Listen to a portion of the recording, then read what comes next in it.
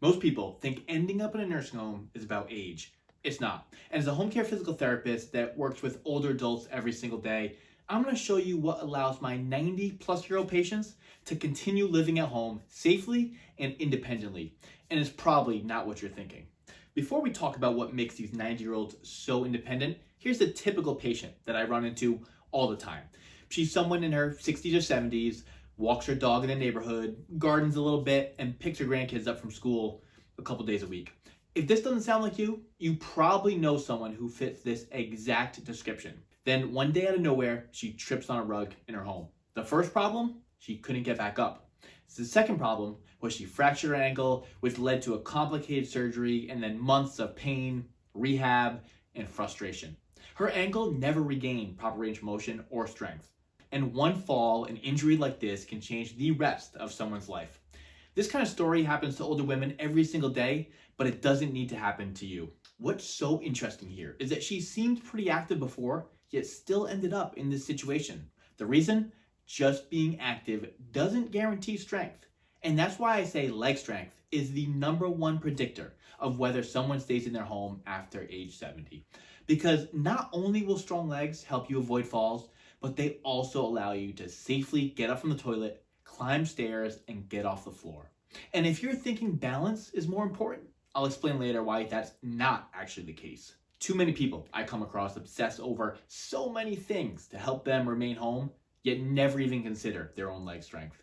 I bet you've considered some of these other things before too, and a number of these concerns are around stairs. At what age should you move to a one-story home if you do have stairs?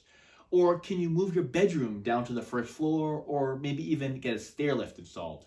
Are your kids local and able to help out at times, or will you need to hire an aide for a couple hours every single day?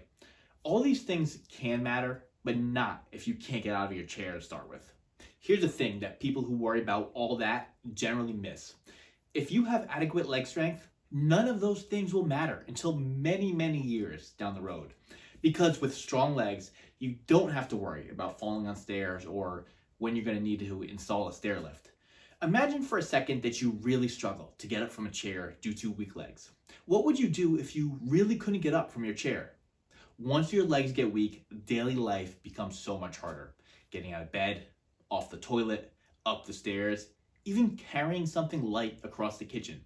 And when everything in your life feels hard, you do the one thing that feels easy. You sit more. No matter how much help you have around the home with cooking, cleaning, and driving, requiring someone else's help to get out of a chair is a completely different issue that isn't easy for others to help with. Plus, you're at a much higher risk for falls all day long. And one fall and a broken hip can often lead right to the nursing home if you're not strong to start with. If you're curious about the progression that so often leads older adults to have weaker and weaker legs, well, this is what I generally see. When many adults retire, they become less active and start spending more time in their living room watching TV from their recliner. Over the years, that leads to even weaker legs and just less movement in general, which then causes a fall, more fear of moving around, and ultimately more sitting. It's a bad cycle to be in, and the less you move, the less you stimulate your brain as well. And if you're worried about your balance, most falls don't happen because of poor balance. No one ever fell because they lacked the ability to stand on one leg in their own living room. So if you're going to work on balance, work on your reactive balance so that you can move your foot quickly and save yourself from falling. But if I were you, I wouldn't even worry about that until you've built up a solid base of leg strength with sit to stands, squats, lunges, and step ups. Here are my top 2 tips for you if you want to age at home independently. #1, avoid spending too much time in your recliner. It's just too easy to get so comfortable and spend endless time in it. But as I just explained, that really never ends well. There's no way you can spend countless hours every day sitting in your recliner and expect to remain strong and decently fit. And #2, do sit to stands. From your recliner, toilet, couch, it really doesn't matter. These need to be part of your daily routine if you aren't already doing some strength training.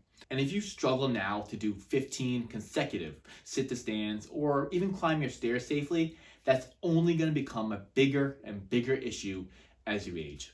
So get ahead of it and get your legs strong so that you can stay home for many years to come. because independence isn't about luck, it's about leg strength.